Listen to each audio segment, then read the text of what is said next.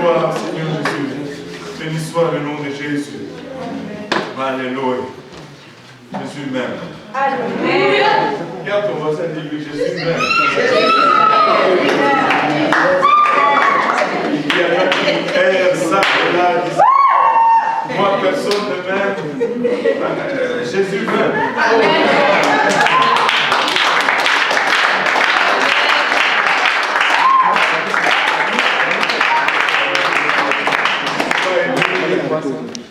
Mais Jésus t'aime.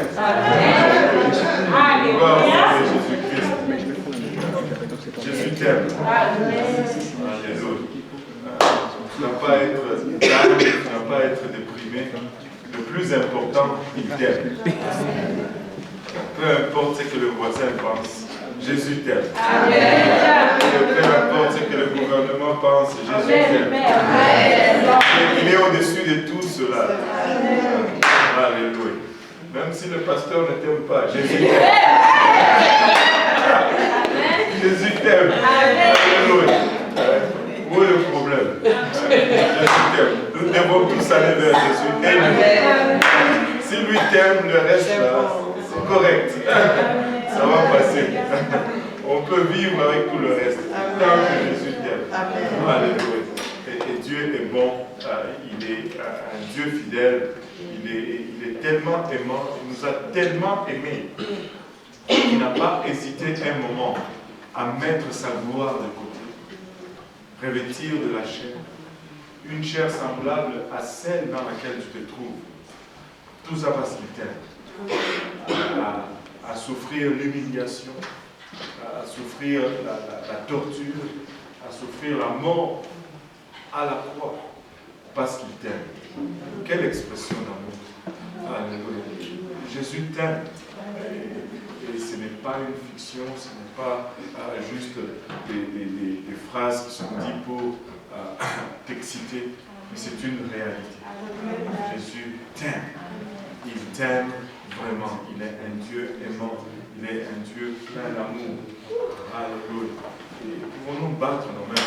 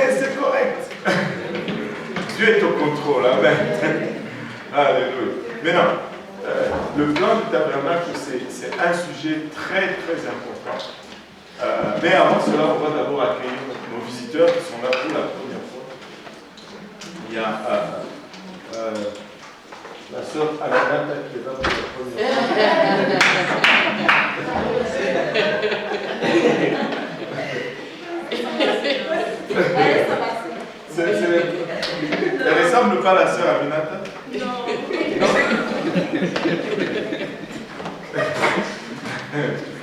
Alléluia. On a le frère, j'ai déjà oublié le nom, on s'est rencontrés en rentrant. Oui, moi c'est Jean. Jean.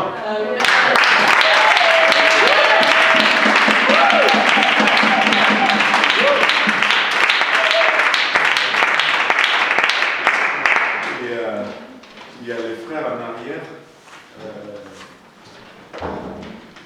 Oui, il y a lui d'abord. C'est Mardoché. Mardoché.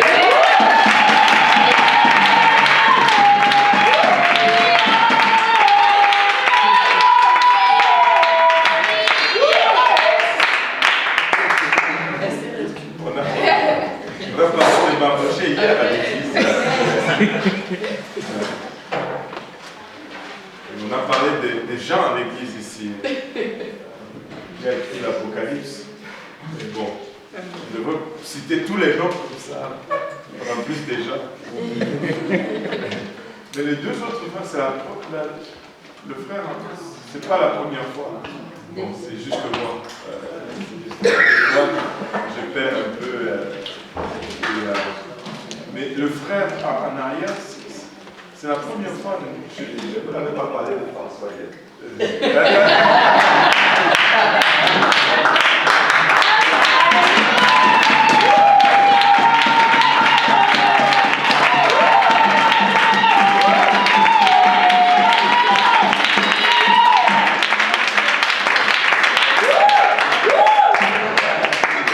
Je pense que tu devrais te mettre ici.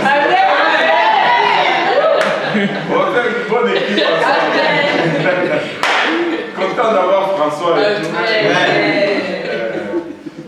On va parler de François le dimanche prochain. On va être à crédit. On va prendre à crédit. Alléluia. Et à côté de Pierre, c'est le frère, c'est la première fois aussi. Hein. C'est Moïse. Moïse.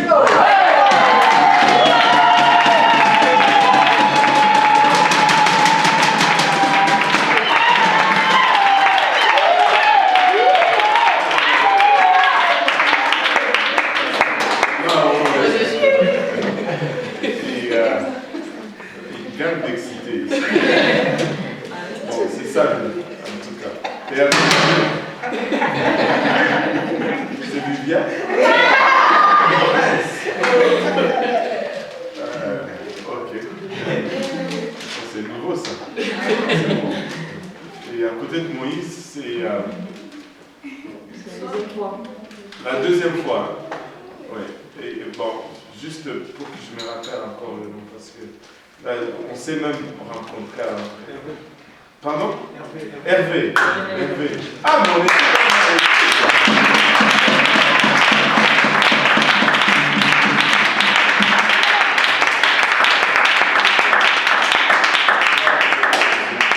Mon processeur a déjà 45 ans, ça fait pas mal vieux pour un ordinateur. Pourquoi des fois ça bat, j'oublie. Alléluia. Le Seigneur est bon, n'est-ce pas? Ce n'est pas pour vous, mais moi je suis. C'est ça, hein? Alléluia. On va aller dans le plan du tabernacle Israël au mont Sinaï. Nous avons vu comment Israël est sorti d'Égypte, conduit par Moïse. Ils sont sortis d'Égypte et ils ont fait environ 3 mois. Bref, on va aller le lire. Après avoir marché pendant presque 3 mois dans le désert, et ils se sont retrouvés au pied du mont Sinaï, dans le livre des Exode.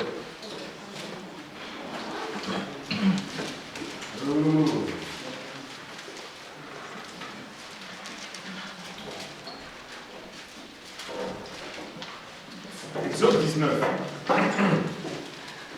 On va lire même juste les 6 premiers versets. Au nom de Jésus. Le 3e mois après la sortie du pays d'Égypte, les enfants d'Israël arrivèrent ce jour-là au désert de Sinaï. Étant partis de Rephidim, ils arrivèrent au désert de Sinaï et ils campèrent dans le désert. Israël campa là, vis-à-vis de la montagne.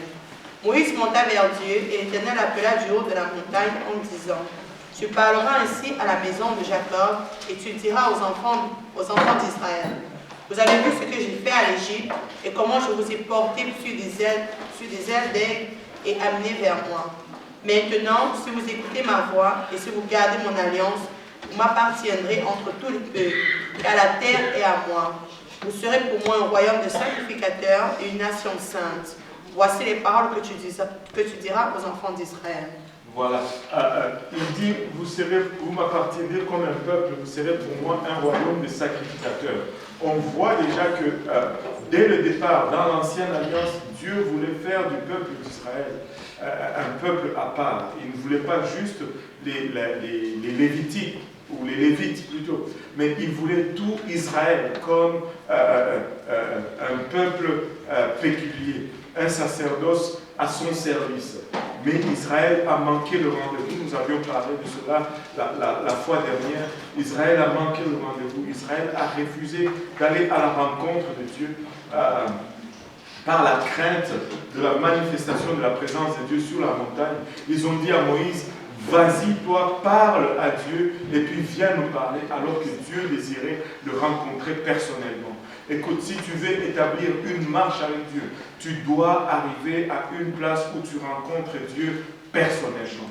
Tu ne peux pas servir Dieu fidèlement par la relation qu'il a avec ta mère, ou avec ton père, ou avec ton pasteur, ou avec celui qui t'a enseigné l'étude publique. Tu dois entrer dans la présence de Dieu personnellement. Tu dois tisser une relation personnelle avec Dieu pour que tu puisses marcher d'une façon sûre avec Dieu. Tu dois le connaître personnellement. Amen. Et finalement, Moïse est monté sur la montagne. Et là, Dieu a commencé à lui parler.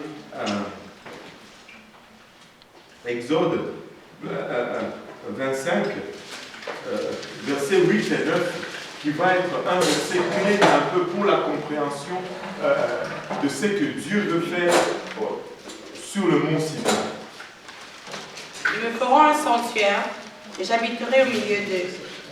Vous ferez le tabernacle et tous ses ustensiles d'après le modèle que je vous ai montré. Je te montre. Voilà. Il dit, ils me feront un sanctuaire et j'habiterai au milieu d'eux. Dieu a toujours voulu habiter au milieu de nous. Dieu a toujours recherché une relation avec l'homme. Ça remonte depuis le jardin d'Éden. Quand Dieu a créé l'homme, il l'a placé dans le jardin. La Bible nous dit qu'il venait et en fin de journée pour aller rencontrer l'homme. Mais l'homme avait déjà gâché la base de cette relation. L'homme avait désobéi à Dieu, l'homme a péché. Et le péché met une séparation entre nous et Dieu. Mais le désir de Dieu, c'est toujours d'avoir une communion avec nous. Le désir de Dieu, c'est d'avoir une relation avec nous. Et c'est pourquoi même il nous avait créés. Nous avions vu cela dans la toute première leçon. Et nous avions illustré cela par la présence de deux arbres au milieu du jardin. Il n'y avait pas un seul arbre au milieu du jardin, il y en avait deux. Il y avait l'arbre de la connaissance du bien et du mal et l'arbre de la vie éternelle. Et Genèse chapitre 2. Maintenant, encore une fois, Dieu vient renouveler ce désir ici. Il dit, ils me feront un sanctuaire et j'habiterai au milieu d'eux. Et il dit, je veux vous donner un plan. Et si on lit le verset 9, il dit, vous ferez le tabernacle qui est le sanctuaire en question, vous ferez le tabernacle et tous ses ustensiles d'après le modèle que je vais te montrer. Au fait, en d'autres termes, le contrat est celui-ci. Vous allez bâtir ce tabernacle, ce sanctuaire. Et moi, je vais venir habiter au milieu de vous. Et ce sanctuaire sera mon demeure parmi vous. Mais vous devez faire ce sanctuaire selon le modèle que je vais vous montrer. Vous ne pouvez pas le construire de n'importe quelle manière. Au fait, si vous le construisez comme je vous le montre, je vais venir et je vais habiter au milieu de vous. Mais si vous ne le faites pas comme je vous le montre, je ne serai pas là au milieu de vous.